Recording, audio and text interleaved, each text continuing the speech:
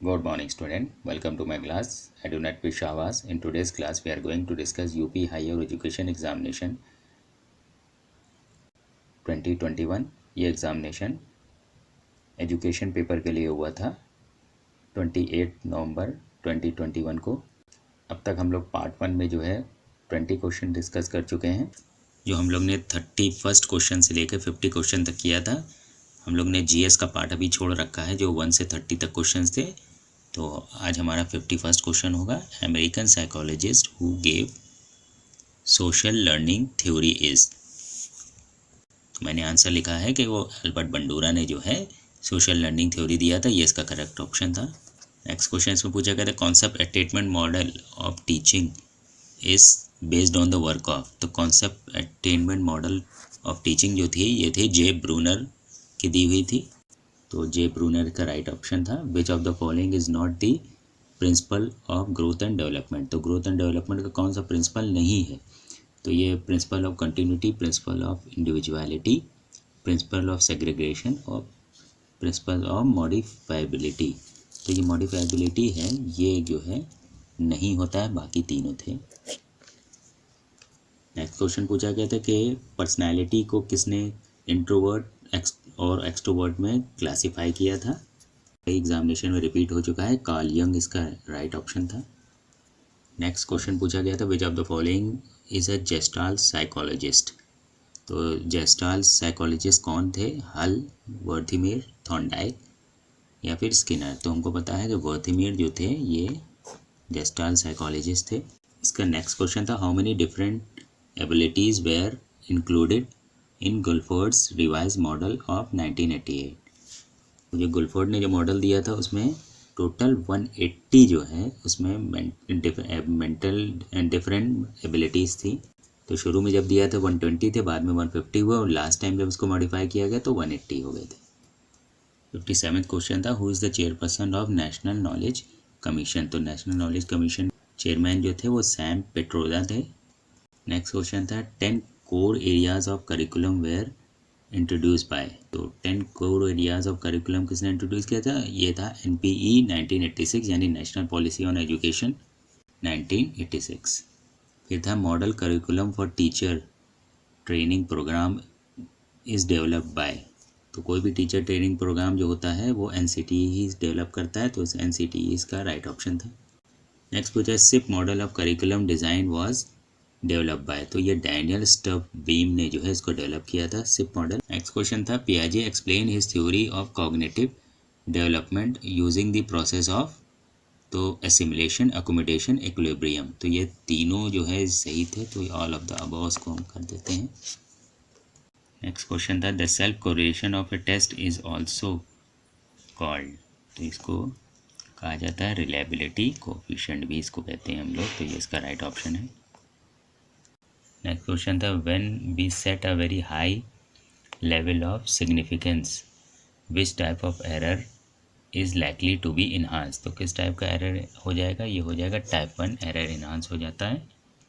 Next question है quantitative research is based on. तो quantitative research confirmatory method पर based होता है। तो ये इसका राइट ऑप्शन है, इसको आप देख लीजिएगा। नेक्स्ट पूछा गया था पोस्ट, ये पास नहीं था, पोस्ट था। Post hoc fallacy is one of the most serious danger in. तो ये एक्स पोस्ट फैक्टो रिसर्च में जो है बहुत सीरियस डेंजर होता है। तो एक्स पोस्ट फैक्टो रिसर्च इसका राइट ऑप्शन था। The difference between the value of a parameter and that of corresponding statistics is known as. तो ये इसको क्या कहा जाता है। इसको कहा जाता है सैम्पलिंग एरर। इसका right option sampling error. Next question था which of the following scores shows that the value of mean is less than the value of standard deviation. तो ये Z स्कोर शो करता है। Z स्कोर इसका right option था।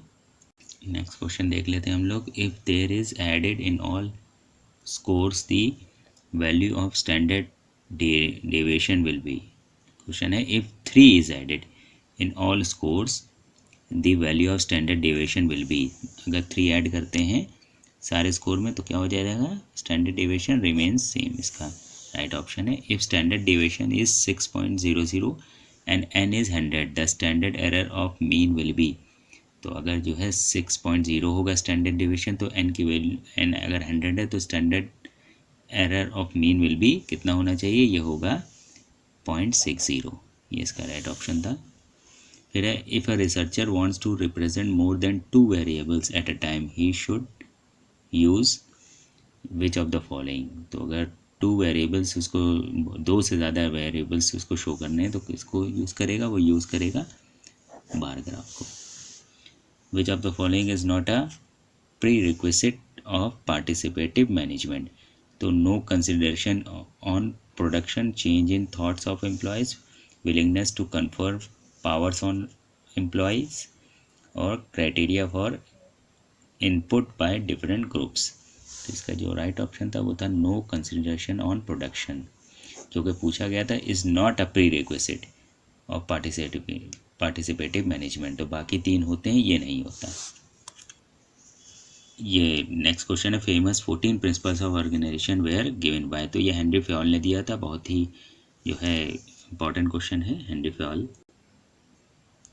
Next question है the main aim of educational supervision is. तो main aim क्या होता है, to improve teaching learning process. तो किसी भी अगर हम देखेंगे कि एजुकेशनल सुपरविजन का जो मेन एम है वो है to improve the teaching learning process. बाकी जो है इसके एम नहीं होते, मेन एम इसका यही है। इसकी ज़्यादा डेप्थ में नहीं जाएंगे इस क्वेश्चन के। फिर नेक्स्ट देखते हैं leadership that takes into account of others views and opinions is called. तो जो वो लीडरशिप जिसमें जो है दूसरों के व्यूज़ और ओपिनियंस लिए जाते हैं वो होते हैं डेमोक्रेटिक, क्योंकि डेमोक्रेसी में हम सबकी सुनते हैं। नेक्स्ट क्वेश्चन है 10+2+3 education structure was suggested by. तो ये किसने सजेस्ट किया, तो ये एजुकेशन कमीशन 1964-66 जिसको कोठारी कमीशन भी कहा जाता है, इन्हीं ने सजेस्ट किया था। तो यही इसका राइट ऑप्शन है। नेक्स्ट है the modern approach of management focuses on. तो मॉडर्न अप्रोच ऑफ मैनेजमेंट किस पे फोकस करता है, ऑर्गेनाइजेशनल ग्रोथ पे ज़्यादा फोकस करता है, बाकी चीज़ों पे नहीं। नेक्स्ट है which of the following is non parametric test. तो नॉन पैरामेट्रिक टेस्ट हमको पता है चाय स्क्वायर टेस्ट है नॉन पैरामेट्रिक। नेक्स्ट क्वेश्चन है reliability of a test is related to. तो रिलायबिलिटी ऑफ ए टेस्ट जो है किससे रिलेटेड होता है, ये होता है the consistency of the marks से, कंसिस्टेंसी ऑफ मार्क्स से जो है रिलेटेड होता है। नेक्स्ट क्वेश्चन जो पूछा गया था कि जेड स्कोर को टी स्कोर में कन्वर्ट करना है तो कौन सा फार्मूला हम लोग यूज़ करते हैं। तो अगर जेड स्कोर को हम लोग टी स्कोर में कन्वर्ट करेंगे तो टी बराबर 50 + 10 सेट का फार्मूला होता है। नेक्स्ट क्वेश्चन था reliability of a speed test can not be determined by. तो स्पीड टेस्ट को किससे डिटरमाइन नहीं करते हैं, तो ये स्प्लिट हाफ मेथड से डिटरमाइन नहीं किया जाता है। ये इसका राइट ऑप्शन है बी वाला। नेक्स्ट क्वेश्चन था which of the following measures can give estimate of central tendency. तो ये P50 होता है, बी ऑप्शन इसका राइट था। 82 क्वेश्चन था the method of estimating reliability given by Kuder and Richardson is appropriate for. तो किसके लिए अप्रोप्रिएट होता है, ये हेट्रोजीनियस और होमोजीनियस टेस्ट दोनों के लिए अप्रोप्रिएट होता है। तो सी ऑप्शन इसका सही था, both A B. Next question है the smallest units of a programmed instruction material is called. तो सबसे स्मॉलेस्ट यूनिट जो होती है वो होती है फ्रेम्स। नेक्स्ट क्वेश्चन था which of the following is not a step of macro teaching. तो मैक्रो टीचिंग का प्लानिंग भी होता है, टीचिंग भी होता है और फीडबैक भी होता है, और इवैल्यूएशन ये नहीं होता है इसका स्टेप। तो बी ऑप्शन इसका करेक्ट है। नेक्स्ट क्वेश्चन पूछा गया brainstorming model use to improve which of the following. तो brainstorming model basically problem solving के लिए यूज़ होता है। इसमें पूछा गया था find the odd one out among the following. तो Bloom's approach, Mager's approach, Miller's approach, ये हम लोग इंस्ट्रक्शनल ऑब्जेक्टिव्स लिखते हैं तो उसमें इसका यूज़ करते हैं। फ्लैंडर्स अप्रोच जो है हम लोग नहीं यूज़ करते हैं। नेक्स्ट पूछा गया था मूक का फुल फॉर्म पूछा गया तो होता है मैसिव ओपन ऑनलाइन कोर्स होता है मूक का फुल फॉर्म। नेक्स्ट पूछा गया था कि विच of the following is not an example of hardware technology. तो CPU, CAI, कीबोर्ड या हार्ड डिस्क, तो ये जो इसमें काई जो होता है ये नहीं होता है, बाकी तीनों होते हैं।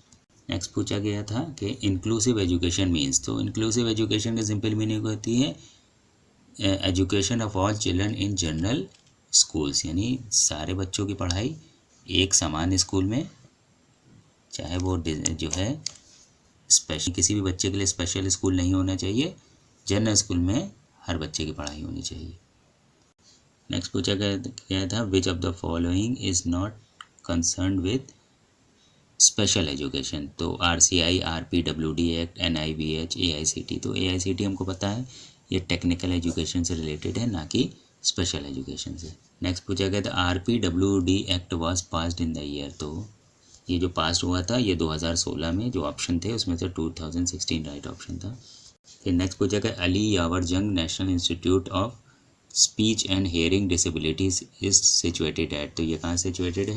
ये है मुंबई में सिचुएटेड। नेक्स्ट है when the RCI became statutory body. तो RCI जून 1993 को स्टेचुरी बॉडी बना था।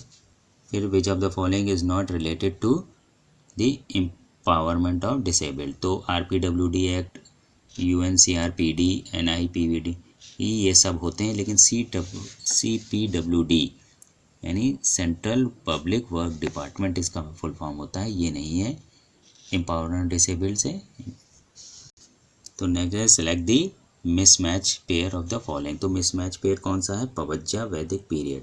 तो हमको पता है पवज्जा वैदिक पीरियड का नहीं है, ये मिसमैच है, ये बुद्धिस्ट पीरियड का है। तो ए ऑप्शन इसका ठीक है। बाकी जो है क्योंकि इसमें पूछा गया तो मिसमैच कौन सा है, तो मिसमैच ये है। नेक्स्ट क्वेश्चन था इन NEP 2020 the period of foundational level of education is. तो फाउंडेशनल लेवल 5 ईयर्स के लिए होता है। नेक्स्ट क्वेश्चन है the structure of education in NEP 2020 is. तो ये जो न्यू एजुकेशन पॉलिसी है, नेशनल एजुकेशन पॉलिसी जो 2020 आई है, उसका जो स्ट्रक्चर है 5+3+3+4 का है, जो हमने ऊपर डिस्कस किया है कि फाउंडेशनल लेवल 5 ईयर्स का होता है, वो ये है 5, फिर +3, फिर +3, फिर +4, ये इसका राइट ऑप्शन था।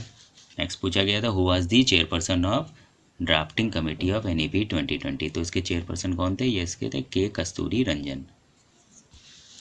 नेक्स्ट क्वेश्चन है विच कमेटी या policy has proposed to create national education technology forum. तो ये NEP नेशनल एजुकेशन पॉलिसी 2020 इसने जो है ये प्रपोज किया है। 100th क्वेश्चन जो लास्ट क्वेश्चन है इस पार्ट का, विच कमेटी या commission had recommended to establish rural university in India. तो इसका राइट ऑप्शन था राधा कृष्णन कमीशन ने जो है रिकमेंड किया था रूरल यूनिवर्सिटी के लिए। तो स्टूडेंट आज के क्लास में हमने 51 से 100 तक के क्वेश्चन कंप्लीट कर लिए हैं। तो हमारे जो 31 से 100 तक क्वेश्चन से एजुकेशन के वो कंप्लीट हो गए। अगली बार हम लोग जो है GS का पार्ट देखेंगे। तो आज के क्लास के लिए बस इतना ही रखते हैं। Thank you.